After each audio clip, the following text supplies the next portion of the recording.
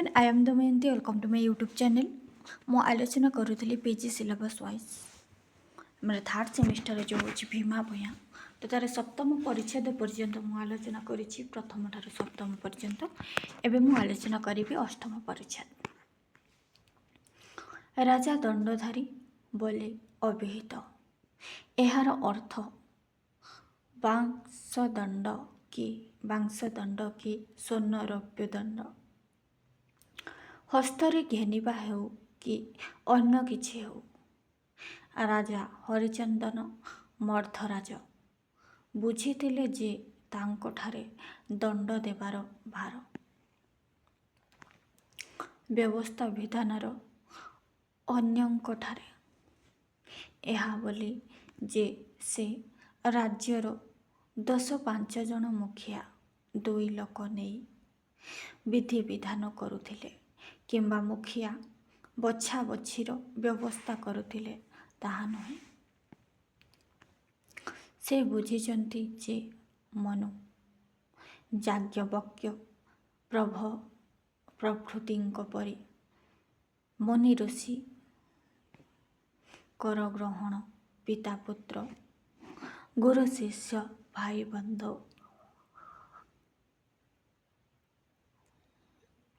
ଅଡ଼ଶ ପଡ଼ୋଶଙ୍କର ପରସ୍ପର କର୍ତ୍ତବ୍ୟ ବିଷୟରେ ଯାହା ବ୍ୟବସ୍ଥା କରିଛନ୍ତି ବା କରୁଛନ୍ତି ତଦନୁସାରେ କାର୍ଯ୍ୟାନୁବର୍ତ୍ତୀ ହେବା ରାଜାଙ୍କର କର୍ତ୍ତବ୍ୟ। ସେ ଜାଣନ୍ତି ଯେ ମୁନି ଋଷି ଅରଣ୍ୟରେ ଥାନ୍ତି, ଫଳମୂଳ ଖାଆନ୍ତି, କାହାରି କିଛି ଧାରନ୍ତି ନାହିଁ, କାହାରି କଥା ଶୁଣନ୍ତି ନାହିଁ କି କରନ୍ତି ନାହିଁ। ବତେଇ କମାର କି ତେଲି ତନ୍ତୀ କିମ୍ବା ଅଯୋଧ୍ୟା ବା ମଗଧ ରାଜାଙ୍କର ମୁଖପାତ୍ର ନୁହନ୍ତି କି କାହାରି ପାଇଁ ବୁଦ୍ଧିର ଖେଳ ଖେଳନ୍ତି ନାହିଁ, କଥାର ଛଳ ଖେଳାନ୍ତି ନାହିଁ। ବିଶ୍ୱାମିତ୍ରଙ୍କ ପରି ପ୍ରତିଭାଶାଳୀ ହେଲେ ବି କାମ କ୍ରୋଧ ପ୍ରଭୃତି ନ ଯିବା ଯାଏ ବ୍ରହ୍ମ ଋଷି ବେଲାନ୍ତି ନାହିଁ। ସେମାନଙ୍କ ବ୍ୟବସ୍ଥା ନିରପେକ୍ଷ, ନିଃସ୍ୱାର୍ଥପର, ନ୍ୟାର୍ଯ୍ୟ। ସେମାନେ ଗଣ୍ଡାଏ କର ନେବା ବ୍ୟବସ୍ଥା କରିଥିବା ସ୍ଥଳେ ଯୋଡ଼ିଏ କର ନେବା ଅବିଧି। ସେମାନଙ୍କ ବିଧାନ ଅନୁସାରେ ରାମାର ଧନ ଶାମାକୁ ଦେଲେ କିମ୍ବା କାକୁଡ଼ି ଚୋରକୁ ମୁଣ୍ଡକାଟ ଶାସ୍ତି ଦେଲେ ଅନ୍ୟାୟ ହୁଏ, ଅଧମ ହୁଏ। ଏହା କେଉଁ ରାଜା ଆପଣାର ଧର୍ମ ବୋଲି ଜାଣନ୍ତି, ସେହି ଅନୁସାରେ କାର୍ଯ୍ୟ କରନ୍ତି। ପୁଣି ଜାଣନ୍ତି ଯେ ଯେଉଁଠାରେ ଧର୍ମ ଥାଏ ସେଠାରେ ଅଧର୍ମ ପାଖ ପଶିପାରେ ନାହିଁ। ଆହୁରି ମଧ୍ୟ ଦୋଷ ଗୁଣର ବିଚାର ଶାସ୍ତ୍ରରେ ଥିବାରୁ ନିଜେ ତାଙ୍କର କାହାରି ପ୍ରତି ଦ୍ୱେଷ ଘୃଣା ପ୍ରଭୃତି ନାହିଁ। ସେ ପ୍ରଜାଙ୍କୁ ପୁଅ ପରି ମଣନ୍ତି। ସମସ୍ତଙ୍କର ହାତ ଗୋଡ଼ ଦ୍ରୁତ ପ୍ରେମ ପାଶାରେ ବନ୍ଧା। କିଛି ମାତ୍ର ହଲଚଲ ହେବାକୁ କାହାରି ଶକ୍ତି ନାହିଁ। ପ୍ରେମ ଐଶ୍ୱର୍ଯ୍ୟ ତହିଁରେ ପଡ଼ିଲେ ଦସ୍ୟୁ ନିଜ ବୃତ୍ତି ବିସ୍ତୃତ ହୁଏ। ହନନକାରୀ ସୁଅରେ ଅସି ନିକ୍ଷେପ କରେ। ଏହି ପ୍ରେମ ଯୋଗୁଁ ରାଜା ଆପଣଙ୍କୁ ଅଜାତଶତ୍ରୁ ବୋଲି ମଣନ୍ତି। ସୁତରାଂ ତାଲ ଖଣ୍ଡା ଧନୁଶର ଘେନି ଯେ ଗଣ୍ଡା ଗାୟକ ନାୟକ ପହରାରେ ଅଛନ୍ତି, ସେମାନେ ଅଜାଗଳ ସ୍ତନ କି କଠୋର କୁଣ୍ଡଳ ପରି ଅଳଙ୍କାର ବିଶେଷ ତାହା ସେମାନେ ବା ତାଙ୍କ ରାଜା ଜାଣନ୍ତି। କାରଣ ପୀଡ଼ା ବିମୁକ୍ତ ହୋଇ ରାଜା ଆଜି ବାହାରେ ବିଜେ କରନ୍ତି ବୋଲି ଏତେ ପ୍ରହରୀ ଥିଲେ ବି ଗରିବ ତାଲେବର ସମସ୍ତେ ଅବାରିତ ଦ୍ୱାରରେ ଆସୁଛନ୍ତି। ଭଲ ଲୋକ ଆସୁଛନ୍ତି। ବାହାରେ କି କିଛି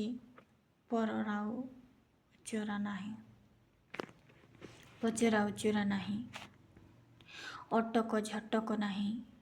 କାହାରି ଭୟ ଭ୍ରାନ୍ତି ନାହିଁ। ଦିନକରେ ସମସ୍ତେ ଆସି ଜୁହାର କରି ବାପ ଗତିରେ ପୁଅ ପରି ବସୁଛନ୍ତି। ରାଜା ପ୍ରଜା ଉଭୟ ପୁରୁଣା କାଳିଆ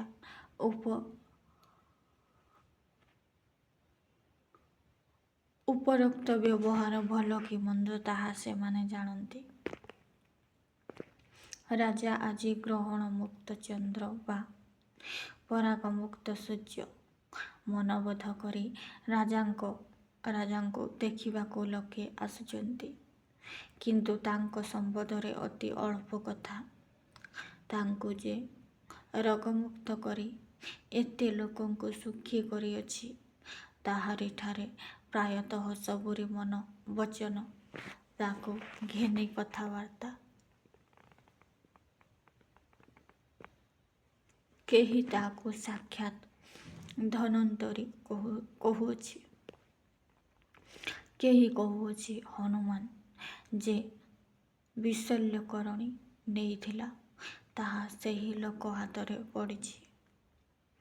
କେହି ବା ରାଜା, କେହି ବା ଚିକିତ୍ସକର ଗ୍ରହମାନଙ୍କୁ ପ୍ରଶଂସା କରୁଛି, କେହି ବା ଭୀମାକୁ ଧନ୍ୟ କହୁଛି।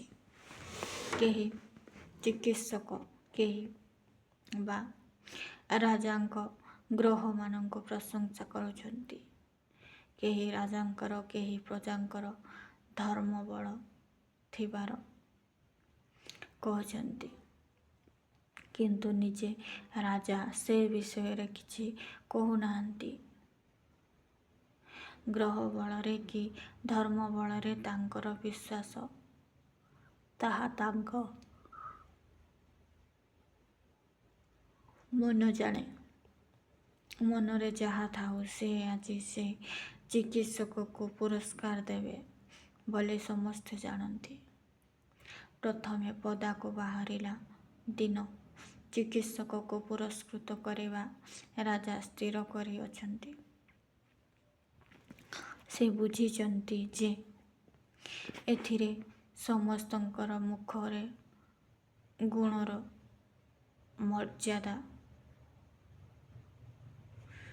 କରାହବ, ଅଥଚ ନିଜ ଶାରୀରିକ ବିଷୟ ଘେନି ସଭା ବା ଦରବାର କରାହେବ ନାହିଁ।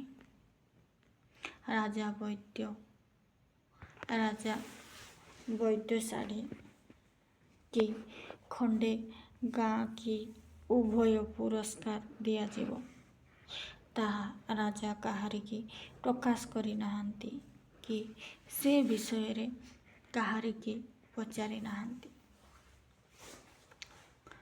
ତାହା ଅପ୍ରକାଶ ଥିଲେ ବି ସମସ୍ତେ ଜାଣନ୍ତି ଯେ ସେ ଚିକିତ୍ସକ ଭୀମା ଆଣିଥିବା ବୁଢ଼ା ଭିନ୍ନ ଅନ୍ୟ କେହି ନୁହେଁ ଏବଂ ସେ ଦୁହିଁକି ସଜବାଜ କରି ଆଣିବାକୁ ଲୁଗାପଟା ଖଡ଼ୁନଳି ଘେନି ଖୁଣ୍ଟିଆ ଛାଟିଆ ପ୍ରଭୃତି ଝାମରୁ ଯାଇଛନ୍ତି। ସମସ୍ତଙ୍କ ମୁହଁରେ ଅଳ୍ପ ବହୁତ ବୁଢ଼ା କଥା, କିନ୍ତୁ ବୁଢ଼ାକୁ ଅଳ୍ପ ଲୋକେ ଦେଖିଛନ୍ତି।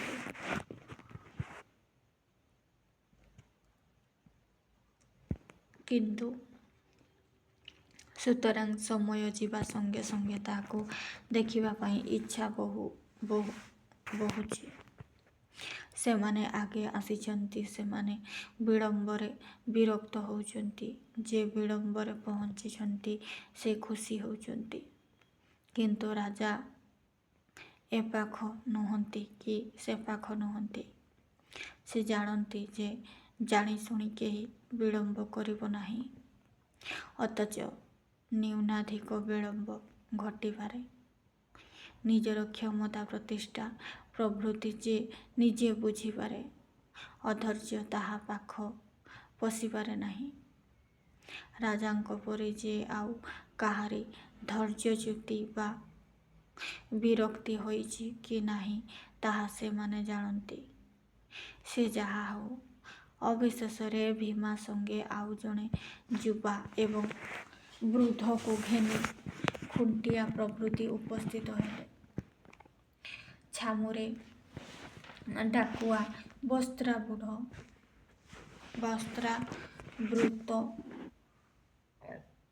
ଚାଙ୍ଗଡ଼ାଟିଏ ରଖିଦେଇ ସାଷ୍ଟାଙ୍ଗ ପ୍ରଣାମ ହେଲା। ଭୀମା ପ୍ରଭୃତି ମଧ୍ୟ ସେହିପରି ଜୁହାର କଲେ। ପାଖ ଲୋକଙ୍କ ଓଠ ଡାକରେ ଖୁଣ୍ଟିଆ ପ୍ରଭୃତି ଉଠି କର ଯୋଡ଼ି ଠିଆ ହେଲେ। କିନ୍ତୁ ଭୀମା ଅପର ଯୁବା ଓ ବୁଢ଼ା ପ୍ରଭୃତି ଉଠି ପୂର୍ବପରି ପଡ଼ି ରହିଲେ। ଗଳବସ୍ତ୍ର ଓ ଯୋଡ଼କର ହୋଇ ଖୁଣ୍ଟିଆ କହିଲା, ମଣିମା, ଅପରାଧ କ୍ଷମା ହେଉ। ଭୀମା ବସାରେ ରହୁଛି ଦେଖିଲି ଯେ ମୁଣ୍ଡ କାଟ ପାଇଁ ଦିଆଯାଇଥିବା 5 ଜଣ ମଧୁର ଓ ଏ ବୁଢ଼ା ଓ ଅନ୍ୟ ଜଣକ ଭୀମା ସାଙ୍ଗରେ ଅଛନ୍ତି। ବାଣ୍ଟ ବେଳେ ମୁଁ ଏ ଦୁହିଁକି ଦେଖିଥିଲି। ତାଙ୍କୁ ମୁଁ ଭଲ କରି ଚିହ୍ନି ପାରୁଛି। ପୁଣି ହାତ ଗୋଡ଼ ବାନ୍ଧି ହୋଇ ବାଲି ପଡ଼ି ଯେ ପାଣି ଛିଞ୍ଚା ଯାଇଥିଲା ତାହାର ଚିହ୍ନ ପୂରା ଅଛି। ଏହା ଦେଖି ଲୁଗାପଟା ଖଡ଼ୁ ନଡ଼ି କାହାରିକି କିଛି ଦେଇନାହିଁ। ସେ ତିନିଙ୍କି ଛାମୁକୁ ଘେନି ଆସିଛି। ଏଥିରେ ଛାମୁରୁ ଯେ ଆଜ୍ଞା। ଏହା ଦେଖି ଶୁଣି ସମସ୍ତେ ବିସ୍ମୟାପନ୍ନ ହେବାର ଦେଖାଗଲା। ସବୁରି ମନର ଗତି ଭିନ୍ନ ପଥାବଲମ୍ବୀ ହେବା ସ୍ପଷ୍ଟ ପ୍ରକାଶ ପାଇଲା। କାହାରି ପାଟି ଫିଟିବା ପୂର୍ବେ ରାଜାଙ୍କ ସଂକେତ ଅନୁସାରେ ଭୀମା ଓ ତାହାର ସଙ୍ଗୀ ଦୁହିଁକି ପାଖ ଲୋକଙ୍କର ଓଠ ଡାକ ପଡ଼ିଲା। ସେମାନେ ଉଠି ଗଳବସ୍ତ୍ର ଓ ଯେ ଡକର ହୋଇ ଠିଆ ହେଲେ। ତିନିହେଁ ମାନମର୍ଯ୍ୟାଦା ସମ୍ଭ୍ରମ ପ୍ରଭୃତି ଲକ୍ଷଣରେ ପୂର୍ଣ୍ଣ, କିନ୍ତୁ ଭୟ ଆଶଙ୍କା ପ୍ରଭୃତିର ଲକ୍ଷଣ କାହାରିଠାରେ କିଛି ନାହିଁ। ସମସ୍ତଙ୍କର ବଦନ ପ୍ରଫୁଲ୍ଲ। ସମସ୍ତଙ୍କର ତଳେ ରାଜା ଓ ଉପରେ ଠାକୁରାଣୀଙ୍କଠାରେ ପୂର୍ଣ୍ଣ ବିଶ୍ୱାସର ଲକ୍ଷଣ। ମରିବା ବଞ୍ଚିବା ପାଇଁ କାହାରି କିଛି ସୂଚନା ଥିଲା ପରି ଜଣାଯାଉ ନାହିଁ। ଉପରୋକ୍ତ ପ୍ରକାରରେ 3 ଜଣ ଠିଆ ହେଲାରୁ ଛାମୁରୁ ଆଜ୍ଞା ହେଲା, କିରେ ଭୀମା, କିଏ? ଏହି ବୁଢ଼ା ତ ଆମକୁ ଭଲ କରିଅଛି। ୟାକୁ ଆଣିଥିଲୁ? ଖୁଣ୍ଟିଆ ଏ କି କହୁଛି? ଭୀମା କହୁଛି, ମଣିମା, ଛାମୁରୁ ଯେ ଆଜ୍ଞା ହେଉଛନ୍ତି ସେ ସତ। ଖୁଣ୍ଟିଆ ଯାହା କହୁଛନ୍ତି ତାହା ସତ।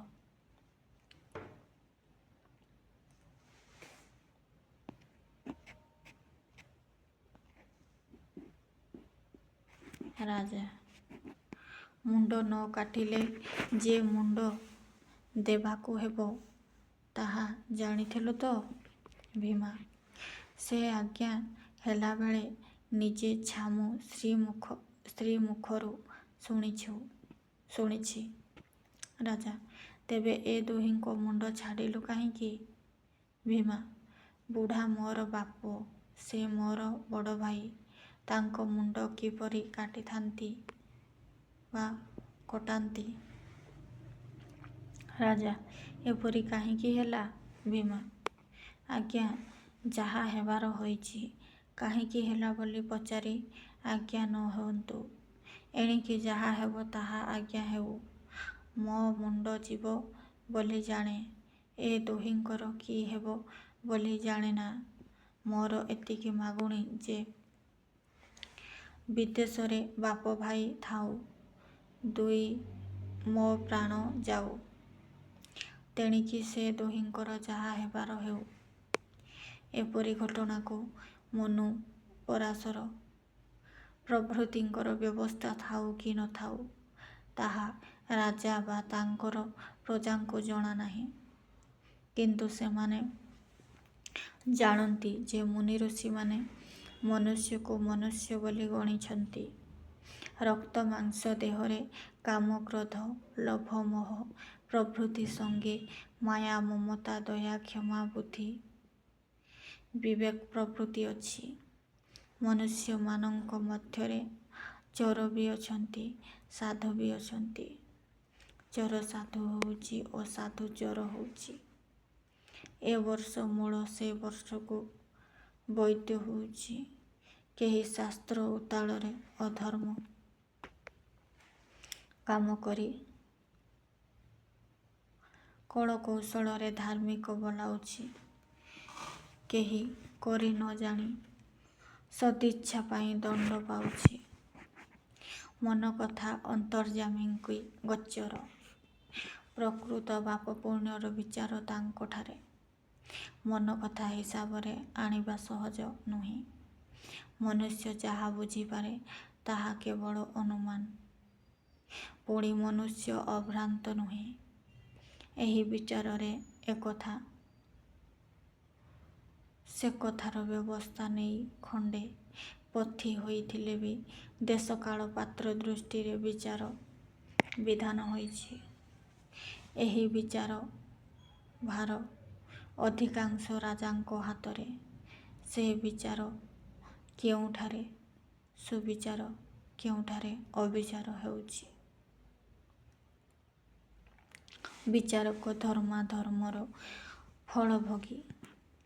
ତଥାପି ସେହି ଭାର ବା କ୍ଷମତା ପାଇଁ କେହି ବେବର୍ତ୍ତା, କେହି ମନ୍ତ୍ରୀ, କେହି ସଦ୍ୟ, କେହି ବୃତ୍ତିଭୋଗୀ, କେହି ଅବୈତନିକ ହୋଇ କାର୍ଯ୍ୟକାରୀ ହେବାକୁ ଯତ୍ନଶୀଳ। ଜଣକ ସ୍ଥଳେ 5 ଜଣ ସେହି କ୍ଷମତା ଚାଳନ କରିବା ଇଚ୍ଛାରୁ ପ୍ରଜାତନ୍ତ୍ର, ସାଧାରଣତନ୍ତ୍ର ପ୍ରଭୃତିର ଉତ୍ପତ୍ତି। ସେ ଯାହା ହେଉ, ରାଜା, ହରିଚନ୍ଦନ, ମର୍ଦ୍ଦରାଜ, ସର୍ବ ସର୍ବା, ଆଖି ପିଞ୍ଜଡାକେ ଦିନକୁ ରାତି, ରାତିକି ଦିନ କରିପାରନ୍ତି। ଭୀମାର ମୁଣ୍ଡ ନେଇ ପାରନ୍ତି। ତ୍ରିଲୋଚନ ମହାପାତ୍ର ବେବର୍ତ୍ତାଙ୍କୁ ଶୁଳିରେ ନ ଦେଇ ଛାଡ଼ି ଦେଇପାରନ୍ତି। ଉପସ୍ଥିତ ଘଟଣାରେ ଭୀମା ମୁଣ୍ଡ ଯିବାର ବିଧାନ କରିଛନ୍ତି। କିନ୍ତୁ ଅନ୍ୟ ଦୁହିଁଙ୍କ ବିଷୟରେ କିଛି ଆଜ୍ଞା ଦେଇ ନାହାନ୍ତି। ପୁଣି ତ୍ରିଲୋଚନ ବେବର୍ତ୍ତାଙ୍କୁ ଧରିଥିବାରୁ ଭୀମାକୁ ଲୋକେ ସାଧୁ କହୁଥିଲେ ଓ ଏବେ ମଧ୍ୟ କହୁଛନ୍ତି। ଏପରି ସ୍ଥଳରେ ରାଜା ଯାହା ଇଚ୍ଛା ତାହା କରିପାରିଛନ୍ତି ବା କରିପାରନ୍ତି। କିନ୍ତୁ ସେ ତାହା ନ କରି ଉପସ୍ଥିତ ଘଟଣା ସମ୍ବନ୍ଧରେ ପାତ୍ର, ମନ୍ତ୍ରୀ ପ୍ରଭୃତିଙ୍କ ସେମାନଙ୍କ ବିଚାର ମାଗିଲେ। ଭୀମା କଥା ଶୁଣି ସମସ୍ତେ ନୀରବ ନିସ୍ତବ୍ଧ ଥିଲେ। କିନ୍ତୁ ରାଜାଜ୍ଞା ଶୁଣି ମନ୍ତ୍ରୀ ଆଉ ଅଧିକ କ୍ଷଣ ସେପରି ରହି ନ ପାରି ଉତ୍ତର କଲେ, ଯେଉଁମାନଙ୍କର ମୁଣ୍ଡ କଟା ନ ହେଇଥିବ ସେମାନଙ୍କର କି ଦଣ୍ଡ ହେବ ତାହା ସେଦିନ ଆଜ୍ଞା ହୋଇନାହିଁ। ପୁଣି ଏ ବୃଦ୍ଧ ଲୋକ ଛାମୁଙ୍କୁ ରୋଗମୁକ୍ତ କରି ସମସ୍ତଙ୍କ କୃତଜ୍ଞତାର ପାତ୍ର ହୋଇଛି। ତାହାକୁ କୌଣସି ଦଣ୍ଡ ଦେବାକୁ କେହି କହିବେ ନାହିଁ। ତାହା ମଧ୍ୟ ଯୁକ୍ତି, ନ୍ୟାୟ ବା ଧର୍ମସଙ୍ଗତ ହେବ ନାହିଁ। ଏହା ଶୁଣି ସମସ୍ତେ ସାଧୁ କହି ଉଠିଲେ। ସମସ୍ତେ ଅଚିରେ ନୀରବ ହେଲାରୁ ମନ୍ତ୍ରୀ କହିଲେ, ଭୀମା ଯେ କେବଳ ଏ ଦୁହିଁଙ୍କର ମୁଣ୍ଡ କାଟି ନାହିଁ ତାହା ନୁହେଁ, ସେ ଛାମୁଙ୍କର ଅନୁଗ୍ରହର ପାତ୍ର ଏବଂ ସମସ୍ତେ ତାହାଠାରେ ବଡ଼ ସନ୍ତୋଷ ଅଛନ୍ତି। ପୁଣି ତାର ମୁଣ୍ଡ ଯିବ ବୋଲି ସେ ଜାଣେ। ଏଥିରେ ତାହା ପ୍ରତି ଓ ତାହାର ଭାଇ ପ୍ରତି ଛାମୁରୁ ଯେପରି ବିଚାର ଆଉ ଆଜ୍ଞା। ଏହା ଶୁଣି କିଛି କ୍ଷଣ ନୀରବ ରହି ରାଜା ଆଜ୍ଞା ଦେଲେ, ଆମ୍ଭ ପ୍ରାଣ ରଖିବାରୁ ବୁଢ଼ା ଆମ୍ଭଠାରେ ଅଦଣ୍ଡ୍ୟ। ଏହା ମଧ୍ୟ ସମସ୍ତେ ପ୍ରକାଶ କଲେଣି। ତାହାର ବଡ଼ ପୁଅର ମୁଣ୍ଡ କାଟ ଆଦେଶ ହୋଇଥିଲା। ତାହା ପାଳନ କରି ନଥିବାରୁ ବର୍ତ୍ତମାନ ସାନ ପୁଅ ଭୀମାର ବି ମୁଣ୍ଡ ଯିବାର କଥା। କିନ୍ତୁ ବୁଢ଼ା ଯେ ଉପକାର କରିଛି ତାହା ପାଇଁ ତାକୁ ଗୋଟିଏ ଛାଡ଼ିଦେଲୁ। ବର୍ତ୍ତମାନ ବୁଢ଼ା ଯାହାକୁ କହିବ ତାର ଦୁଇ ପୁଅଙ୍କ ମଧ୍ୟରୁ ତାରି ମୁଣ୍ଡ ଏହିକ୍ଷଣି ଏହିଠାରେ କଟା ହେବ। ମାନେ ବୁଢ଼ା ଯାହାକୁ କହିବ ତାର ମୁଣ୍ଡ କଟାଯିବ। ରାଜାଙ୍କର ଏହି ଆଜ୍ଞା ଶୁଣି ଅଧିକାଂଶ ଲୋକେ ସାଧୁ କହିଲେ। ଯେଉଁମାନେ କିଛି କହିଲେ ନାହିଁ ସେମାନେ କାହିଁକି ନୀରବ ରହିଲେ ତାହା ସେମାନେ ଜାଣନ୍ତି। ତାହା ଜାଣିବାକୁ ଅପେକ୍ଷା ନ ରହିଲା। ଅବିଳମ୍ବେ ଖଡ୍ଗ ପ୍ରଭୃତି ଆଣି ସମ୍ମୁଖରେ ମୁଣ୍ଡକାଟର ଆୟୋଜନ କରିବା ପାଇଁ ଲୋକେ ଛାମୁରୁ ଆଦିଷ୍ଟ ହେଲେ। ଏଣେ ଦୁଇ ପୁଅକୁ କୁଣ୍ଢାଇ ବୁଢ଼ା ସାଧୁ ସରଦାର କାନ୍ଦିବାକୁ ଲାଗିଲା।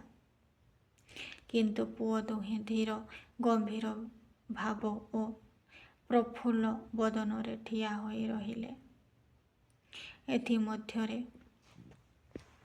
ମୁଣ୍ଡ କାଟିବାର ସବୁ ଆୟୋଜନ ହେଲା। ଜହ୍ଲାଦ ଆସି ଖଡ୍ଗ ଧରି ଠିଆ ହେବା ଦେଖି ଛାମୁ ପଟ୍ଟନାୟକ କହିଲେ, ସାଧୁ, କାନ୍ଦିବାର ଆଉ ସମୟ ନାହିଁ। ଯେତେ ସମୟ ଯିବ ସେତେ କଷ୍ଟ ବଢ଼ିବ। ଏହା ଶୁଣି ସାଧୁ ଭୂମିରେ ସାଷ୍ଟାଙ୍ଗ ହୋଇ ପଡ଼ି କାନ୍ଦି କହିଲା, ମଣିମା, ଏ ଅରକ୍ଷିତ ପ୍ରତି ଯେବେ ଏତେ ଦୟା ତେବେ ଏହି ବୁଢ଼ା ମୁଣ୍ଡଟି ନେଇ ପୁଅ ଦୁହିଁକି ଛାଡ଼ ଆଜ୍ଞା ହେନ୍ତୁ। ମାନେ ମୋତେ କାଟି ଦିଅନ୍ତୁ, ମୋ ପୁଅକୁ ଛାଡ଼ି ଦିଅନ୍ତୁ ବୋଲି କହୁଛି ସାଧୁ। ବୁଢ଼ା ଆଉ କେତେ ଦିନ ବଞ୍ଚିବ? ଏ ବୟସରେ ଏପରି ପୁତ୍ରଶୋକ ଆଉ ସହିପାରିବ ନାହିଁ। ଗୋଟିକ ପାଇଁ ଆଉ ଗୋଟିଏ ନିଶ୍ଚେ ଯିବ। ତେବେ ପୁଅଙ୍କ ଆଗରେ ମୁଁ ଗଲେ ମୋର ଭଲ। ଏହି ଆଜ୍ଞା ହୋଇ ଛାମୁ ମୋତେ ଉଦ୍ଧାର କରନ୍ତୁ। ଏତେ କହି ବୁଢ଼ା ନୀରବ ହୋଇ ପଡ଼ି ରହିଲା। ଅନ୍ୟ କାହାରି ମୁହଁରୁ ମଧ୍ୟ କିଛି କଥା ବାହାରିଲା ନାହିଁ। ଏପରି କିଛି କ୍ଷଣ ଗଲାରୁ ଛାମୁ ପଟ୍ଟନାୟକ କହିଲେ, ବୁଢ଼ା ଆଉ ଅଧିକ କଷ୍ଟ ଦିଅନା, ଗୋଟିଏ ପୁଅ ଛାଡ଼ି ଦିଅ। ଏହା ନ ଶୁଣିଲା ପରି ହୋଇ ସାଧୁ ପଡ଼ି ରହିଲା। ଛାମୁ ପଟ୍ଟନାୟକ 5-7 ଥର କହିଲେ। ତଥାପି ସାଧୁ ସେହିପରି ପଡ଼ି ରହିଥିବାର ଦେଖି ସ୍ୱୟଂ ଛାମୁ ଶ୍ରୀମୁଖରୁ ଆଜ୍ଞା ହେଲା, ବୁଢ଼ା ଛାମୁ ପଟ୍ଟନାୟକ କଥା କି ଶୁଭୁନାହିଁ? ଆଉ ବିଳମ୍ବ କାହିଁକି? ରାଜାଙ୍କ ଉକ୍ତିରୁ ବୁଢ଼ା ବୁଝିଲା ଯେ ରାଜାଙ୍କ ମନ ଆଉ ଟଳିବାର ନୁହେଁ। ତହୁଁ ସେ ଠିଆ ହୋଇ ବାଷ୍ପପୂର୍ଣ୍ଣ ଲୋଚନରେ ଦୁଇ ପୁଅଙ୍କ ମୁହଁ ବାରମ୍ବାର ନିରୀକ୍ଷଣ କଲା। ଯେତେ ନିରୀକ୍ଷଣ କଲା ସେତେ ଅଧିକ କାନ୍ଦିବାକୁ ଲାଗିଲା। କିନ୍ତୁ ସେ କାହାକୁ ଛାଡ଼ିବ କାହାକୁ ରଖିବ କିଛି ଜଣା ଯାଉନାହିଁ। ଏହିପରି କେତେ କ୍ଷଣ ଗଲାରୁ ଛାମୁ ପଟ୍ଟନାୟକ କହିଲେ, ବୁଢ଼ା, ଆଉ ବୃଥାରେ ବିଳମ୍ବ କରନା। ଏହା ଶୁଣି ପିଲାଙ୍କ ପରି ଭୋ ଭୋ କରି କାନ୍ଦି ଉଠି ବୁଢ଼ା କହିଲା, ରେ ଦଇବ, ଏଥିପାଇଁ ମୋତେ ଏତେ ଆୟୁଷ ଦେଲୁ?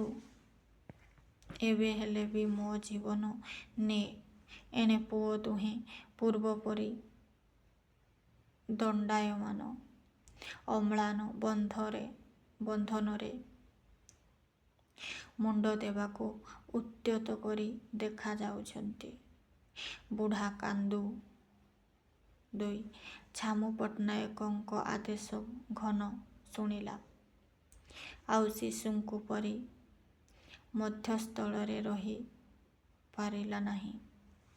ଭୀମା ଆଡ଼କୁ ଢଳିଲା, ତାକୁ କୁଣ୍ଢେଇ କାନ୍ଦି କହିଲା, ଆରେ ଭୀମା, ମୋତେ ଛାଡ଼ି ଏତେ କାଳ କିପରି ରହିଲୁ?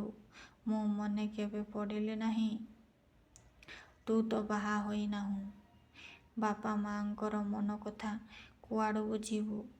ଭୀମାକୁ ଧଇଲାରୁ ତାକୁ ରଖିବାକୁ ଇଚ୍ଛା ବୋଲି ଆଉ ମାନଙ୍କର ପରି ବଡ଼ ପୁଅ ବାଣାସୁର ବୁଝିଲା।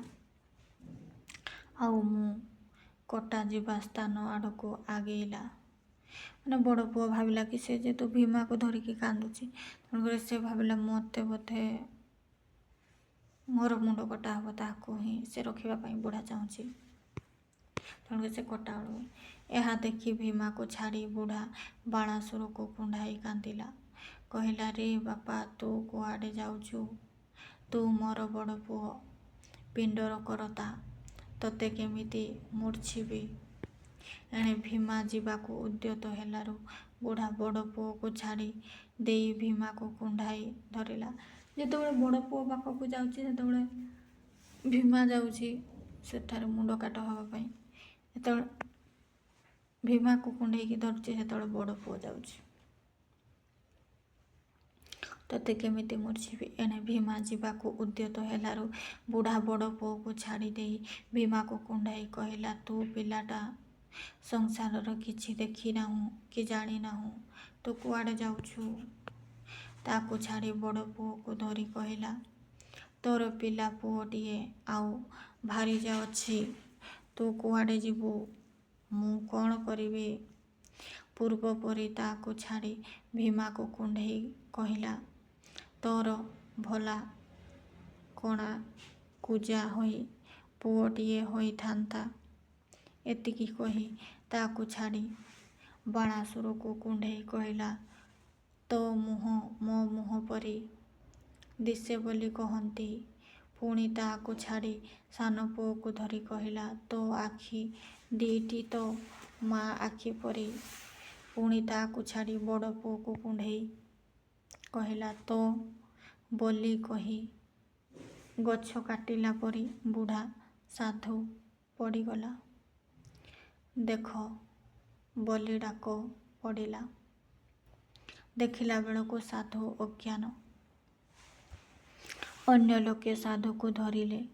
ସେମାନଙ୍କ ସାଙ୍ଗେ ସଂଜ୍ଞାହୀନ ସାଧୁକୁ ବଡ଼ ପୁଅ ଅନ୍ୟତ୍ର ନେଇଗଲା। ଭୀମା ପୂର୍ବ ପରି ଠିଆ ହୋଇ ରହିଥିଲା। ଏ ଦୃଶ୍ୟରେ ସମସ୍ତେ ଅବାକ୍। କେବଳ ପରସ୍ପର ମୁଖାବଲୋକନ କରିବାକୁ ଲାଗିଲେ। ରାଜା ଅଧବଦନ। ତାଙ୍କର ମନ କଥା ତାଙ୍କୁ ଜଣା। ବୋଧହୁଏ ନିଜ କର୍ତ୍ତବ୍ୟ କାର୍ଯ୍ୟର ଆଲୋଚନା କରିବାକୁ ଲାଗିଲେ। ନିଜ ହୃଦୟରେ ଦୟାମାୟା ଅଛି କି ନାହିଁ ଦେଖିବାକୁ ଲାଗିଲେ। ନ୍ୟାୟଦଣ୍ଡର ଫଳାଫଳ ବୁଝିବାକୁ ଲାଗିଲେ। ରାଜା ହେଲେ କିପରି ଖଣ୍ଡାଧାରରେ ବାଟ ଚାଲିବାକୁ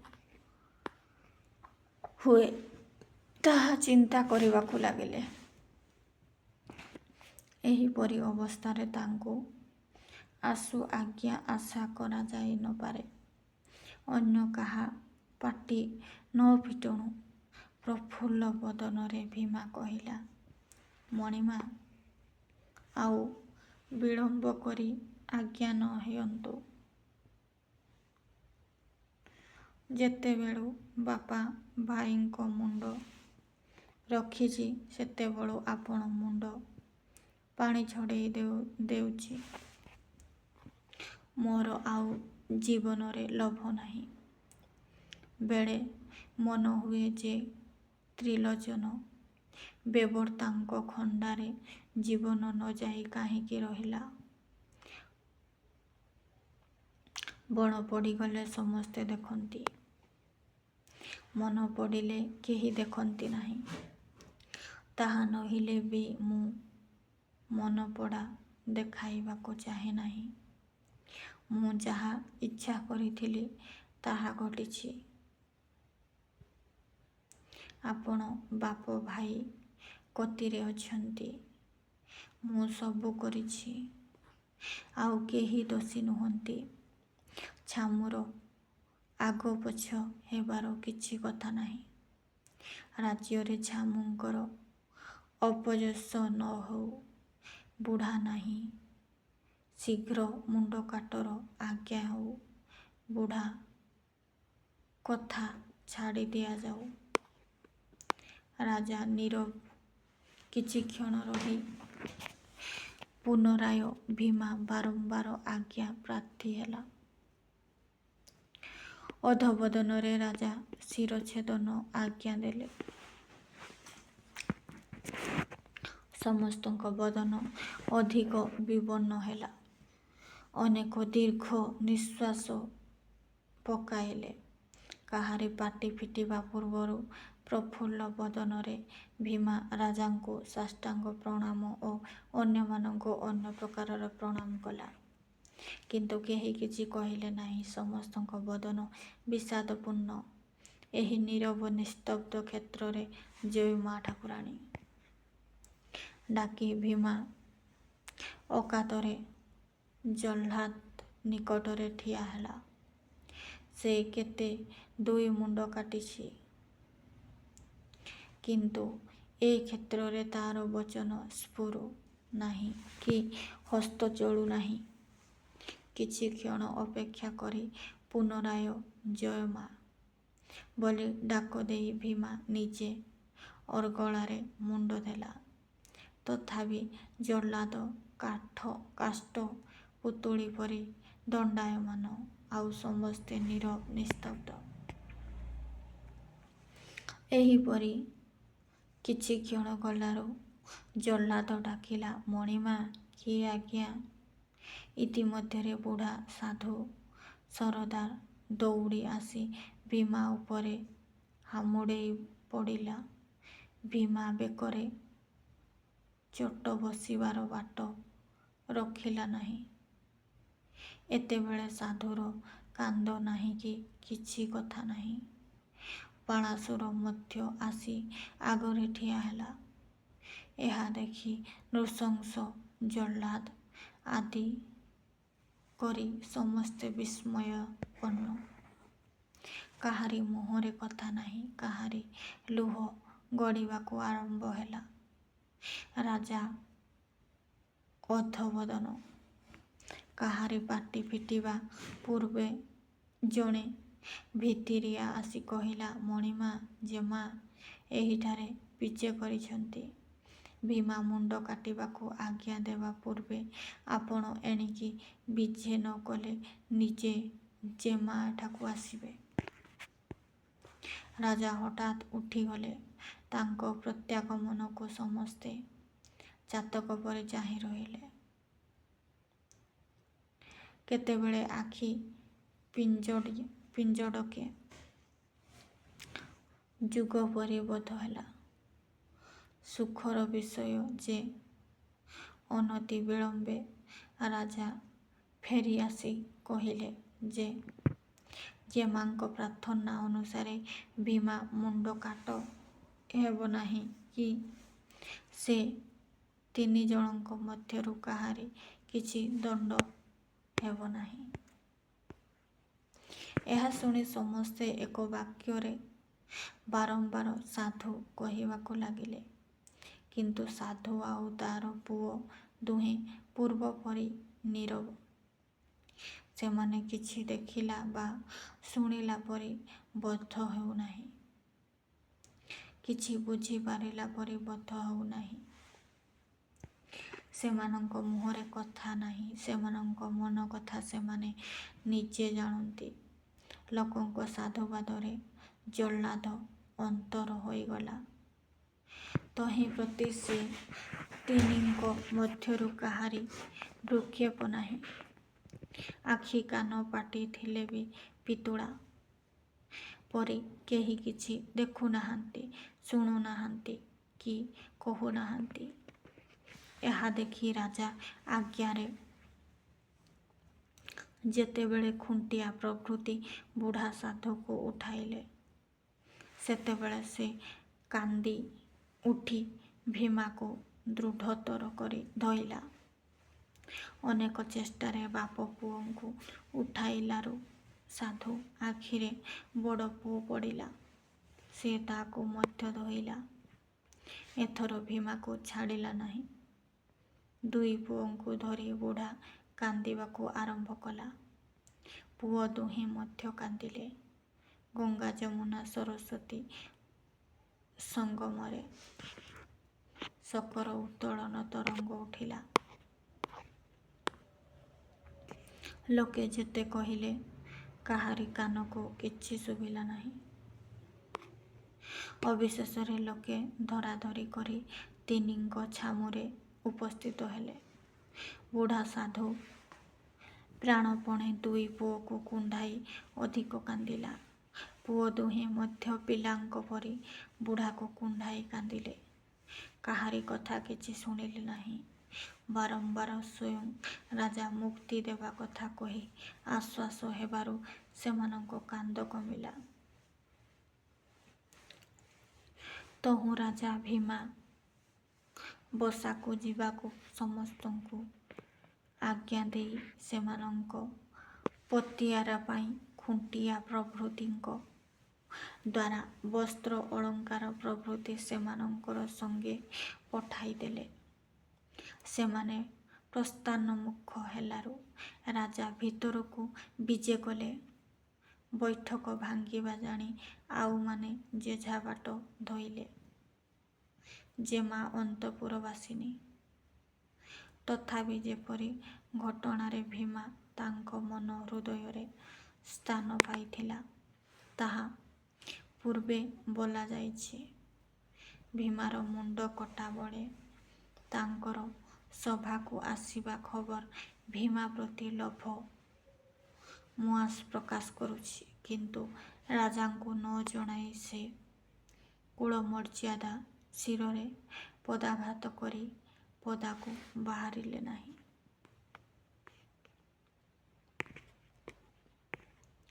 ନବମ ପରିଚ୍ଛେଦ।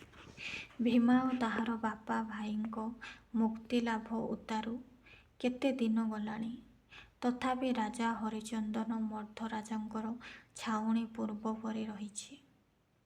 ରାଜା ଗଡ଼କୁ ଫେରୁନାହାନ୍ତି କିମ୍ବା ଯୁଦ୍ଧ ପାଇଁ ଆଗଉ ନାହାନ୍ତି।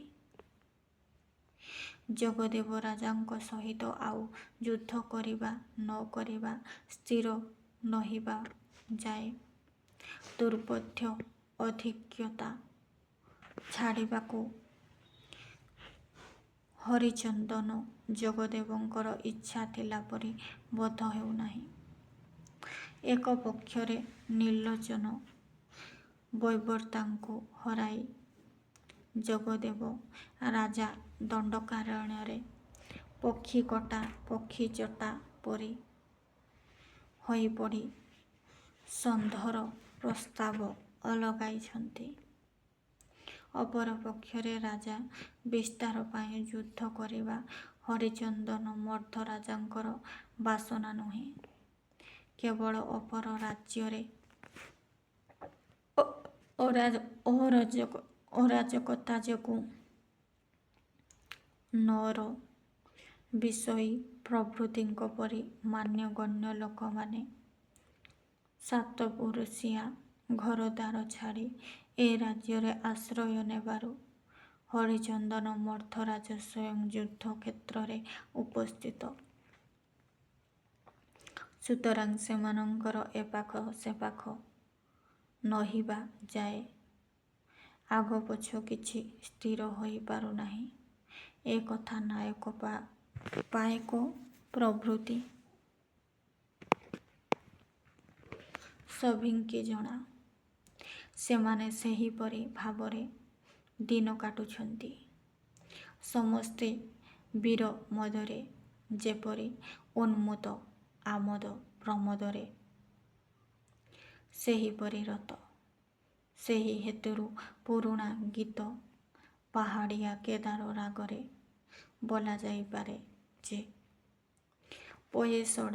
ପଏ ସଜାଡ଼ି କାଛଟା ଭିଡ଼ି ଧାଡ଼ିକି ଧାଡ଼ି ଆଗେ ଦୌଡ଼ି ଯୋଡ଼ିକି ଯୋଡ଼ି ବୁଲାନ୍ତି ବାଡ଼ି ତନୁକୁ ଆଡ଼େ ଯେ କେହୁ ଘଉଡ଼ି ନିଅଇ ତଡ଼ି କେହି ବାହୁଡ଼ି ମାରଇ ରଡ଼ି କାହାକୁ ମୋଡ଼ି ଛାଡ଼ଇ ରଡ଼ି ଶିରକୁ ଛାଡ଼ି ଯେ କେ ମାଲ ପିନ୍ଧାଣରେ ଯାଉଛି ଗଡ଼ି ଯେ କେ କାହା ଉପରେ ପୁଣ ବସଇ ମାଡ଼ି ଯେ। ଏଥି ସଙ୍ଗେ ପୁଣି ଟମକ ନାଗରା ତୁରୀ ଭେରୀ ରଣସିଂଘା ସମୟେ ବାଜି ଉଠି ତନୁ ଉଲ୍ଲସାଇବା ସଙ୍ଗେ ସମ୍ମୁଖ ସମର ପତନର ସଦା ସ୍ୱର୍ଗ ସୁଖ ଲାଭ ପାଇଁ ମନ ପ୍ରାଣକୁ ଅଧୀର କରିଛି।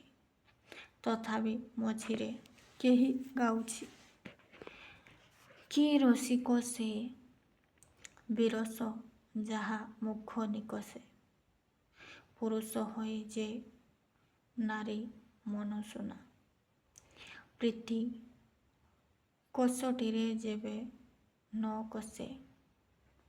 କେହି ବୋଲୁଛି ଈଶ୍ୱର କଲେ ପାଇବି ଇଷିତେ ଦୁଃଖ ସହିବି ଈଶ୍ୱରୀ ତାଙ୍କ ଅର୍ଦ୍ଧାଙ୍ଗ ହେଲା ପରି ରଗି ଅଙ୍ଗେ ଯୋଡ଼ି ରହିବେ। କେହି ବା ବୋଲୁଛି ନିର୍ମଳ ଚନ୍ଦ୍ରମଣ୍ଡଳ ଶରଦେ ବିରାଜି ଦିଶେ ଯଥା ଦର୍ପକ ଦର୍ପଣ ଥିଲେ ମାଜି ଚାହିଁ କୁମର କାତର ଲେଖା ଆରମ୍ଭିଲେ ବସି ବିନୟ ତତ୍ପର ସୈନ୍ୟ ନିର୍ବାସରେ ଯେପରି ଏପରି ଗୀତ ଶୁଣାଯାଉଛି। ଯେମାଙ୍କ ମହଲରେ ମଧ୍ୟ ବାମା ମାନଙ୍କର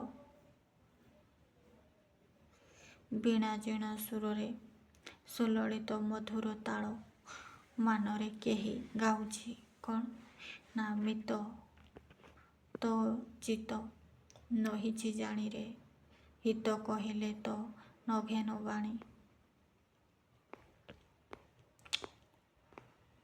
ଏହିପରି ଆବାଳ ବୃଦ୍ଧା ପରିଚାରିକା ନାନା ଭାବଭଙ୍ଗୀ ରାଗ ରାଗିଣୀରେ ଗୀତ ଗାଉଛନ୍ତି ଓ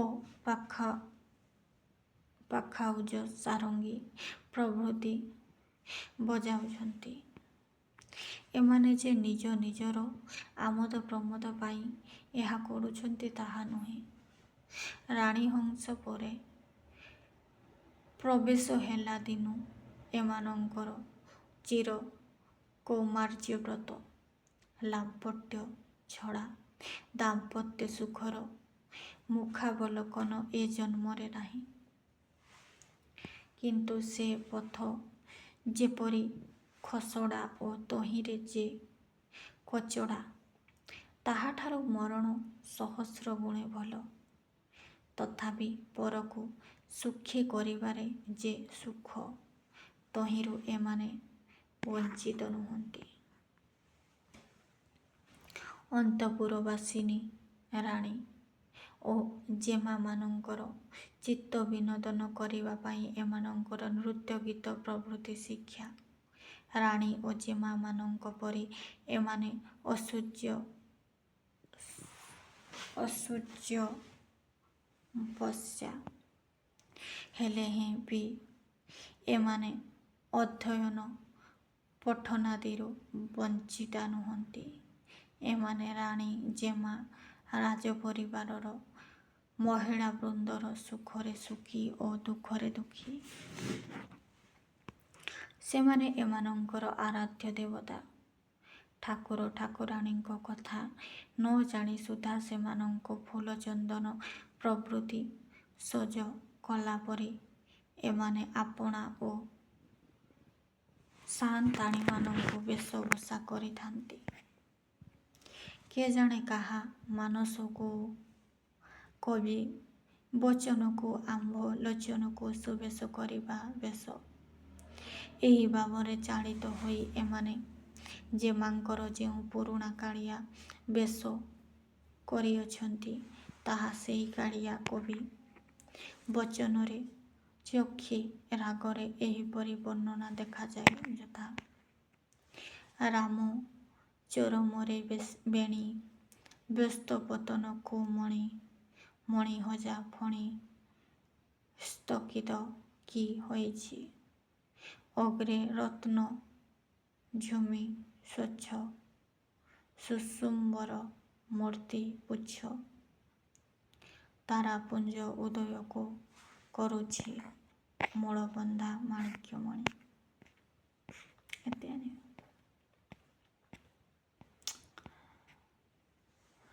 କେଳି ସଦନରେ ମଧୁଶଯ୍ୟାକୁ ମନେ ନ କରି କବିଙ୍କ ବଚନ ଓ ନିଜର ଲୋଚନ ପାଇଁ ଯେ ସିଂହାରୀମାନେ ଅବିବାହିତା ଯେମାଙ୍କୁ ଏପରି ଶୋକ କରିଛନ୍ତି ତାହା ଉଦ୍ଧୃତ କବିତାର ଉପମାନେ ନିଜେ ସ୍ପଷ୍ଟ ପ୍ରକାଶ କରିଛନ୍ତି। ପୁଣି ଏ ବେଶ ଘେନି ଯେମା ଫୁଲେଇ ବା ଗେହ୍ଲେଇ ହେବାର ନୁହନ୍ତି। ତାଙ୍କୁ ଏଥିରେ କିଛି ନୂଆ ନାହିଁ। ଏହା ତାଙ୍କୁ ଦିନିକିଆ ନୁହେଁ। ଆବାଲ୍ୟରୁ ପ୍ରତିଦିନ ଏହିପରି ବେଶମାନ ହୋଇ ସେ ଏଥିରେ ଅଭ୍ୟସ୍ତ ହୋଇଗଲେଣି। ତଥାପି ଦେଶ କାଳ ପାତ୍ର ଘେନି ଏକ ବିଷୟ ଯେ ଭିନ୍ନ ଭାବ ଜନ୍ମାଇ ଥାଏ ତାହା ଏକ କଥା ପ୍ରତି ଭିନ୍ନ ଉପମାରୁ ସ୍ପଷ୍ଟ ଜଣାଯାଏ।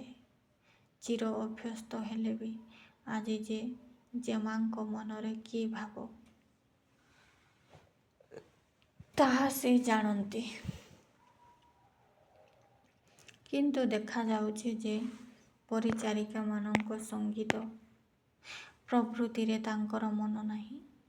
ତଥାପି କେତେ ଜଣ ଖଦି ଚାମର ଆଲଟ ରୂପା ପାନବଟା ପିଙ୍କଦାନୀ ଧରି ପଛରେ ନୀରବ ହୋଇ ଠିଆ ଅଛନ୍ତି।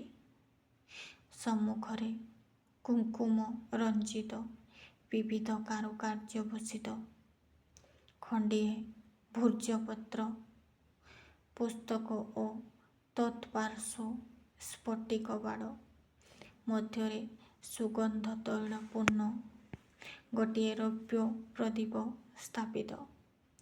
ଯେମା ସ୍ଥିର ଦୃଷ୍ଟି ସେ ସୃଷ୍ଟି ସମ୍ମୁଖସ୍ଥ ପୁସ୍ତକ ବା ତଦୂର ସ୍ଥିତ ଚନ୍ଦନ କାଷ୍ଠ ଓ ଗଜଦନ୍ତ ମିଶ୍ରିତ ସିଂହମୂର୍ତ୍ତି ଉପରେ ନୁହେଁ।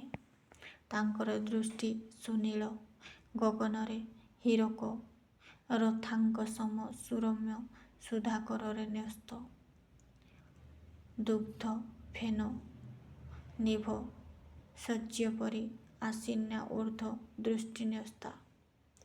ଉପରୋକ୍ତ ପ୍ରକାରେ ବିଭୂଷିତା ଷୋଡ଼ଶ ବର୍ଷୀୟା ଯୁବତୀ କିପରି ଦେଖାଯାଉଅଛି ତାହାର ରୁଚି ଅନୁଯାୟୀ କଳ୍ପନା ସେପରି ଅଙ୍କନ କରିବ। ଦେଖିବା କବି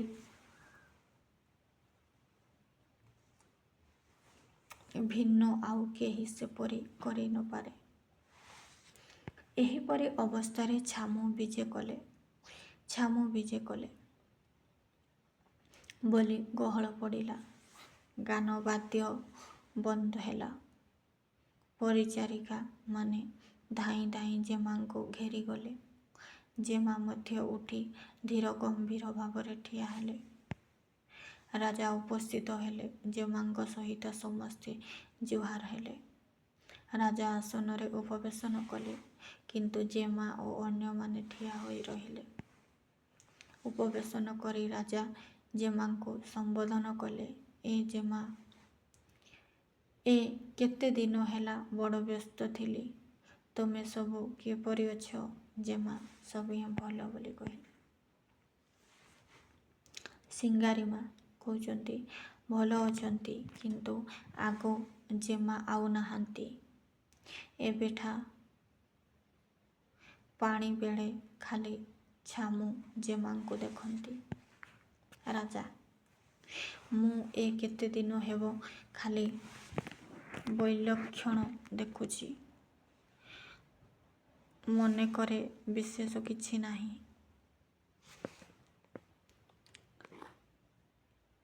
ସିଙ୍ଗାରୀ ମା କହୁଛନ୍ତି ଆଗ କଥା କି ଆଉ କିଛି ଅଛି? ଏବେ ଆଉ କଣ୍ଢେଇ ବାହାଘରେ କି ପଶା ଗଞ୍ଜପା ସତରଞ୍ଜ କଉଡ଼ି କି କାଞ୍ଚିପତେଇ ଖେଳରେ କି ଗାଇବା ବଜେଇବାରେ ମନ ନାହିଁ।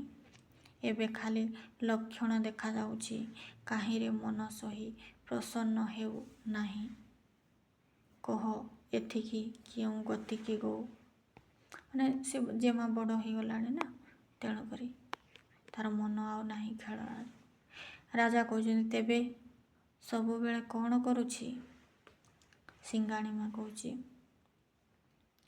କେତେବେଳେ କେମିତି ଟିକିଏ ବାପାଙ୍କ ପାଇଁ ଏହା କରିବି, ବାପାଙ୍କ ପାଇଁ ତାହା କରିବି ହୁଅନ୍ତି। ପତାପତିରେ ସେପରି ଭଦେଇବା, ସବୁବେଳେ ଗୋଟାଏ ଆଡ଼କୁ ଚାହିଁ ବୋକାଙ୍କ ପରି ବସି ରହୁଛନ୍ତି। କେହି କିଛି କହିଲେ କଲେ ତହିଁକି ଅନାଇବାକୁ ନାହାନ୍ତି। ଭାତ କଥା ଭାବିବାକୁ ନାହିଁ, ଲୁଗା କଥା ଭାବିବାକୁ ନାହିଁ। ଏ ଅବସରରେ ତ ହରି କଥା ନୁହେଁ, ଭୂୟାଁ ଧାଙ୍ଗୁଡ଼ିଙ୍କ ପରି ଗାଁ ବର ଖୋଜିବାକୁ ହେଉନାହିଁ।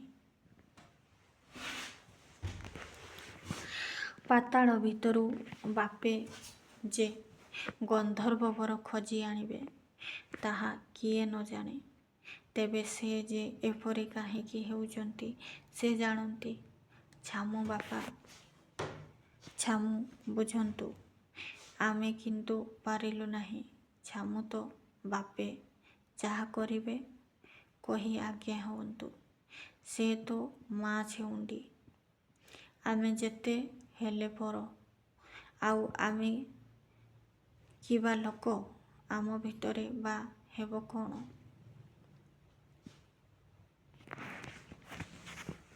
ରାଜା କହୁଛନ୍ତି ସେ କ'ଣ ପଢ଼ା ହେଉଥିଲା? ସିଙ୍ଘାଣୀ ମା କହୁଛନ୍ତି ପଢ଼ା କାହିଁକି, ନାଁକୁ ଆଗରେ ପଥି ପଡ଼ିଛି, ନାଁକୁ ଆଗରେ ପଥି ପଡ଼ିଛି, ଆଖି ଆଉ ମନ କେଉଁଠି ସେ ଜାଣନ୍ତି।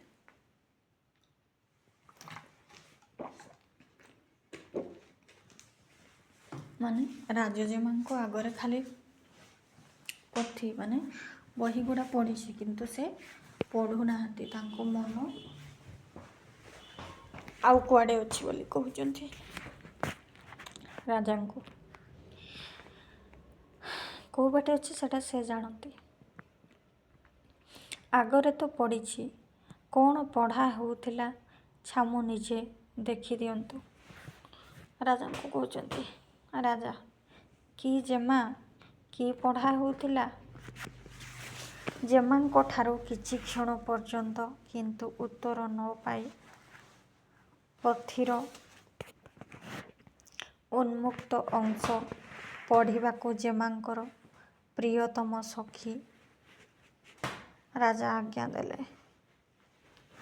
ଇତସ୍ତତ ହେଲା ପରି ହୋଇ ସଖୀ ଧୀରେ ଧୀରେ ଯାଇ ଶଯ୍ୟା ତଳେ ସମ୍ଭ୍ରମେ ଉପବେଶନ କରି ପୁସ୍ତକରୁ ଆଷାଢ଼ ଶୁକ୍ଳ ବରାଡ଼ିରେ ପାଠ କଲା। ସେ ସଖୀକୁ ରାଜା କହିଲେ କ'ଣ ଲେଖା ହେଇଛି ପଢ଼ିଲୁ? ଯେତେବେଳେ ଜେମା ଶୁଣିଲେ ନାହିଁ। ମାନେ ରାଜକୁମାରୀ। ବନ୍ଧାଇବ ଯେ ହୀରାରେ ଛାତିକି, ବନ୍ଧାଇବ ଯେ ହୀରାରେ ଛାତିକି, ମୋତି ବଢ଼ାଇବ ସେହି ପ୍ରୀତିକି। ଜୀବନ ଯାହା ସୋୟାୟାତେ ଥିବ, ସେହି ତ ପ୍ରୀତି ପଥେ ପାଦ ଦେବ। ସଖୀ ଯେପରି ଗୀତ ପଦକ ଗାଇଲେ, ତହିଁରୁ ଜଣାଗଲା ଯେ ପ୍ରତି ଅକ୍ଷର ମାନସପଟରେ ଗଭୀର ଅଙ୍କନ କରିବା ତାଙ୍କର ଉଦ୍ଦେଶ୍ୟ। ଏହା ଶୁଣି ରାଜା କିଛିକ୍ଷଣ ନୀରବ ରହି ଜେମାକୁ ସମ୍ବୋଧନ କରି କହିଲେ, ମା, ତମର ଏ ଗୀତ ପଢ଼ା କାହିଁକି? କିଛିକ୍ଷଣ ଯାଏ କାହାରିଠାରୁ କିଛି ଉତ୍ତର ନ ପାଇ ରାଜା ପୁନରାୟ ଜେମାଙ୍କ ଉଦ୍ଦେଶ୍ୟରେ କହିଲେ, ମା, ତୁମର ପୁଅ ଝିଅ ନହିବା ଯାଏ ପୁଅ ଝିଅଙ୍କ ପାଇଁ ବାପା ମା'ଙ୍କ ମନ କ'ଣ ତାହା ତୁମେ ଜାଣିପାରିବ ନାହିଁ? ନିଜ ପୁଅ ଝିଅଙ୍କ ପାଇଁ ଯେପରି ମନ ହେବ, ବାପା ମା'ଙ୍କ ପାଇଁ ସେପରି ହେବ ନାହିଁ ସତ। ତେବେ ତମ ପାଇଁ ଆମ୍ଭ ମନ କ'ଣ ହୁଏ ତାହା ବୁଝିପାରିବ? ବୁଢ଼ା ସାଧୁ ସରଦାର କଥା ତ ଜାଣ। ଏବେ ସବୁ ଦେଖି ଶୁଣି ତୁମ ପାଇଁ ଆମ୍ଭ ମନ କ'ଣ ହେଉଛି ବୁଝ। ସେଦିନ କହିଲ ଭୀମା ଓ ତା ବାପା ଭାଇ ତିନିଙ୍କ ମୁଣ୍ଡ କାଟରୁ ଛାଡ଼ିଦେଲୁ। ଏବେ ତବ ମନ କ'ଣ ଫିଟାଇ କହିଲ ମା? ସେ କହୁଛନ୍ତି, ସେଦିନ କହିଲ ଭୀମାକୁ ଆଉ ତା ଭାଇକୁ ତା ବାପାକୁ ମୁଣ୍ଡ କାଟ କର ନାହିଁ। ଆମେ ସେମାନଙ୍କୁ ଛାଡ଼ିଦେଲୁ। ଏବେ ତୁମେ କ'ଣ କହୁଛ କହିଲ ବୋଲି ପଚାରୁଛନ୍ତି। ଜେମାକୁ କିଛିକ୍ଷଣ ନୀରବ ଦେଖି ସିଙ୍ଗାରୀମା କହିଲେ, କଥାରେ ଅଛି ପୁଅ ବାପର, ଝୁଅ ମା'ର। ଜେମାଙ୍କର ମା ନାହାନ୍ତି, ସେ ମନ କଥା ଫିଟାଇବେ କ'ଣ କହୁଛନ୍ତି। ତାପରେ ଯେହେତୁ ମା ନାହିଁ, ରାଜା କହୁଛନ୍ତି, ବର୍ତ୍ତମାନ ତ ଆମ୍ଭେ ବାପ ଆଉ ମା ଦୁଇ, ମୁଁ ମା ବି ତାର ବାପା ବି। ଆମ୍ଭକୁ ନ କହିଲେ ଚଳିବ କାହୁଁ? ପୁଣି ଯାହା ଈଶ୍ୱରଙ୍କଠାରେ ଲୁଚାଇ ନ ପାରିଲ, ତାହା ବାପା ମା'ଙ୍କଠାରେ ଲୁଚାଇବ ତ ଆଉ କାହାକୁ କହିବ? ସିଙ୍ଗାଣୀମା କହୁଛନ୍ତି, ଆଜ୍ଞା, ଅପରାଧ କ୍ଷମା ହେଉ। ଈଶ୍ୱର ତ ସବୁ ଦେଖୁଛନ୍ତି। ତେବେ ଯେତେ ଭଲ କଥା ହେଲେ ବି ଛାମୁ ନିଜ ମନ କଥା ନିଜ ବାପ ମା'ଙ୍କୁ କହି ପାରୁଥିଲେ ନା ଏବେ ବି ପାରିବେ? ରାଜା, ତେବେ କ'ଣ କିପରି କରାହବ? ରୋଗ ନ ଜାଣିଲେ ଧନ୍ୱନ୍ତରୀ ବି କ'ଣ କରିପାରନ୍ତି? ରାଜାଙ୍କ ପ୍ରଶ୍ନରେ ସମସ୍ତେ କିଛିକ୍ଷଣ ନୀରବ ରହିବାରୁ ଜେମାଙ୍କ ଇଙ୍ଗିତ ଅନୁସାରେ ପୂର୍ବୋକ୍ତ ସଖୀ ଇନ୍ଦୁମତୀ କହିଲେ, ଅପରାଧ କ୍ଷମା ହେଲେ କିଛି କହିବି। ରାଜା କହିଲେ, ଏଥିରେ ଆଉ ଅପରାଧ କ'ଣ? ନିର୍ଭୟରେ ତୁମେ ସ୍ପଷ୍ଟ କଥା ଶୀଘ୍ର ପ୍ରକାଶ କର। ଇନ୍ଦୁମତୀ କହୁଛନ୍ତି, ଛାମୁଙ୍କ ସମ୍ମୁଖରେ ଭୀମାଠାରେ କିଛି କଥା ଅଛି। ତାହାର ରଣଜିତ୍ ଶାଢ଼ୀ ଘେନି ଏଠାକୁ ତାକୁ ଅଣାଇ ଆଜ୍ଞା ହେବାକୁ ଜେମାଙ୍କର ଇଚ୍ଛା। ଜେମା ଚାହୁଁଛନ୍ତି କି ଭୀମାକୁ ଏଠାକୁ ଅଣାଯାଉ। ରାଜା କହିଲେ, ଭୂୟାଁମାନେ ତ ମହଲ ଭିତରକୁ ଯିବା ଆସିବା କରନ୍ତି। ଏ ଆଉ ବଡ଼ କଥାଟା କ'ଣ? ଏତେ କହି ଭୀମାକୁ ଶୀଘ୍ର ଡକାଇ ଆଣିବାକୁ ରାଜା ଆଜ୍ଞା ଦେଲେ ଏବଂ ଇନ୍ଦୁମତୀଙ୍କୁ ପଚାରିଲେ, ଏଇନା ଆଉ କିଛି ଅଛି? ଇନ୍ଦୁମତୀ କହୁଛନ୍ତି, ଆଜ୍ଞା, ଯଦି ଭୀମାର ଆପତ୍ତି ନ ଥାଏ ତେବେ ତାକୁ ଏଠାରୁ ଅନ୍ତର ହେବାକୁ ଆଜ୍ଞା ଦେବା ପାଇଁ ଜେମା ପ୍ରାର୍ଥନା କରନ୍ତି।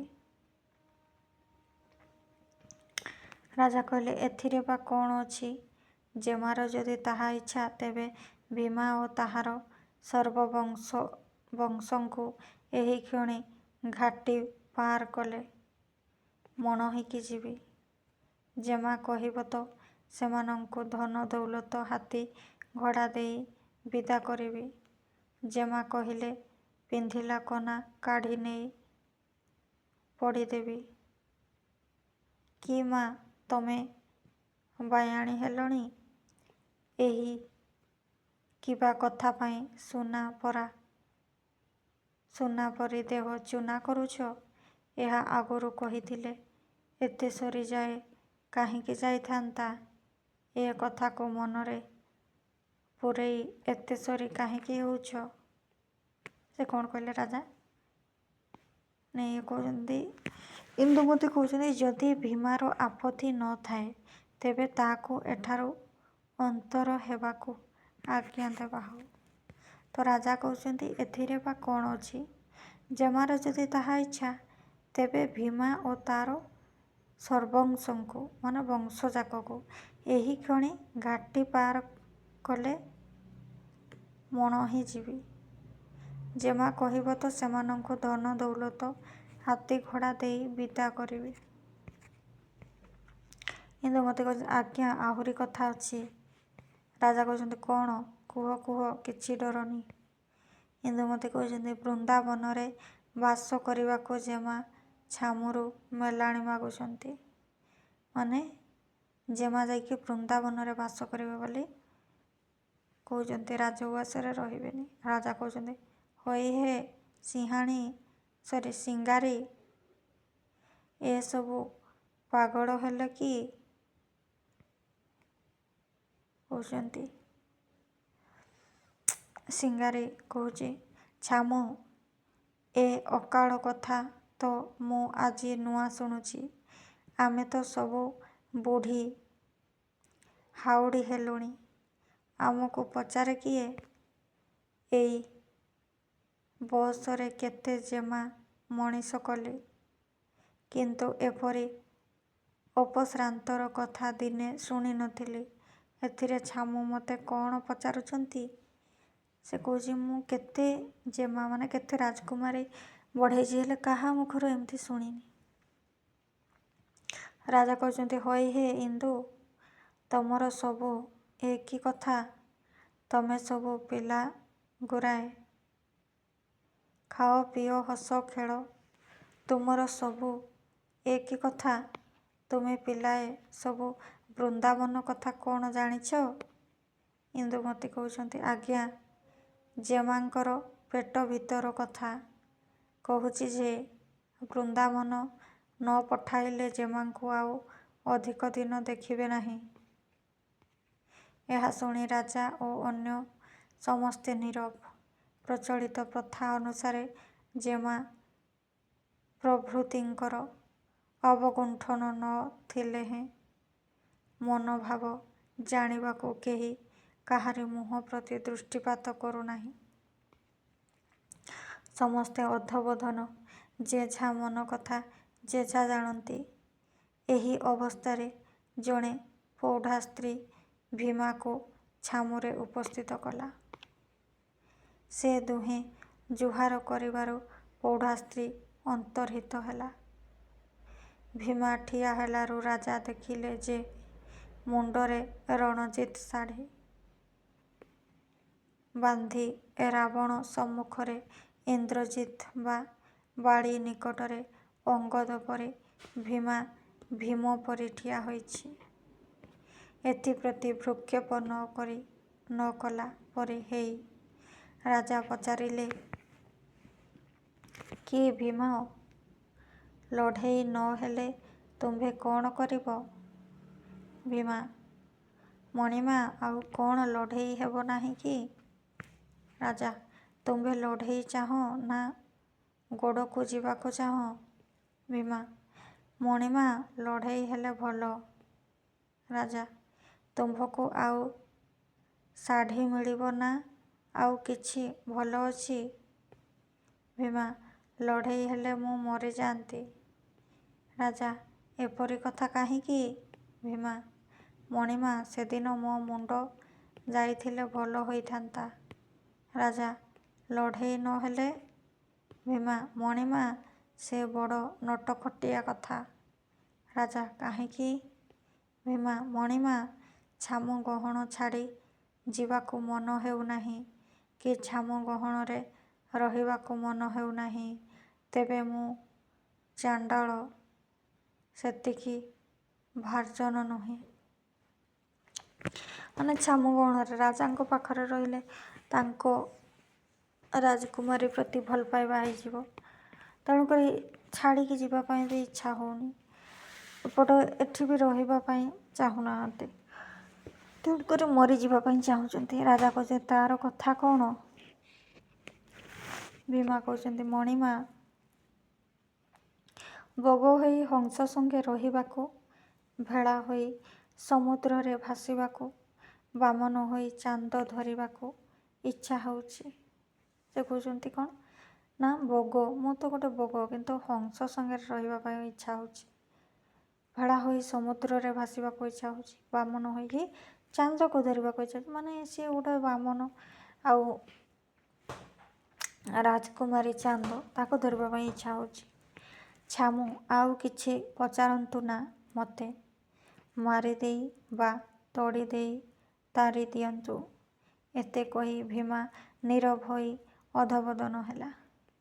କିଛି କ୍ଷଣ ନୀରବ ରହି ରାଜା କହିଲେ, ଇନ୍ଦୁ, ଭୀମା କଥା ତ ଶୁଣାଗଲା। ଏତିକି ଜେମା କ'ଣ କହନ୍ତି? ଇନ୍ଦୁ କହୁଛି ଆଜ୍ଞା, ସେ ରଣଜିତ୍ ଶାଢ଼ୀ କାତିଦେବ। ଏହା ଶୁଣି ରାଜାଙ୍କ ସେ ରଣଜିତ୍ ଶାଢ଼ୀ କାଢ଼ିଦେବ। ଏହା ଶୁଣି ରାଜାଙ୍କ ଆଦେଶ ମତେ ଭୀମା ଶାଢ଼ୀ କାଢ଼ି ଛାମୁରେ ରଖିଦେଲା। ଏହି ସମୟରେ ଜେମା ନିଜ ମଥାମଣି ମୁଣ୍ଡରୁ କାଢ଼ି ସଖୀ ଇନ୍ଦୁମତୀଙ୍କି ଦେଲେ। ରାଜା ଓ ଆଉମାନେ ଚିତ୍ରାପିତ ପରି ଚକିତ ସ୍ତକିତ ନେତ୍ରରେ କେବଳ ଅନାଇଛନ୍ତି। କାହାରି ଆଖି ପିଞ୍ଛଡ଼ା ପଡ଼ିବାକୁ ନାହିଁ, ତୁଣ୍ଡ ହଲିବାକୁ ନାହିଁ କି ହଲଚଲ ନାହିଁ। ମଥାମଣି ନେଲା ଉତ୍ତାରୁ ଇନ୍ଦୁମତୀ ଶାଢ଼ୀ ଉଠାଇ ନେଇ ଧୀର ଗମ୍ଭୀର ଭାବରେ କହିଲେ, ରଣଜିତ୍ ସିଂହେ, ଜେମାଙ୍କର ଏହି ମଥାମଣି ଧର। ଏଥିରେ ମଧ୍ୟ ରାଜା ପ୍ରଭୃତି ପୂର୍ବ ପରି ରହିଲେ। କେବଳ ଭୀମା ମଥାମଣି ନେଇ ମୁଣ୍ଡରେ ଛୁଆଁଇଲା, କିନ୍ତୁ କାଷ୍ଠ ପିତୁଳି ପରି ଏକ ଦୃଷ୍ଟିରେ ଜେମାଙ୍କୁ ଚାହିଁ ଠିଆ ହୋଇ ରହିଲା। ତହୁଁ ଇନ୍ଦୁମତୀ ପୂର୍ବ ପରି କହିଲେ, ରଣଜିତ୍ ସିଂହେ, ଜେମା ଲୁକ୍କାୟିତ ଭାବରେ ରହିବେ। ତୁମେ ଯେବେ ଇନ୍ଦ୍ରିୟମାନ ଦମନ କରି ନିର୍ବିକାର ନିର୍ମଳ ପ୍ରେମମୟ ପୁରୁଷ ହୋଇ ଏହି ମଥାମଣି ଘେନି ଜେମାଙ୍କଠାରେ ଉପସ୍ଥିତ ହେବ, ତେବେ ଏହି ରଣଜିତ୍ ସିଂହ ଶାଢ଼ୀ ଜିତେନ୍ଦ୍ରିୟ ପଦର ଶାଢ଼ୀ କରି ଜେମାଙ୍କଠାରୁ ପୁନରାୟ ପାଇବ। ଆମ୍ଭ ଜେମାଙ୍କର ଏହି କଥା।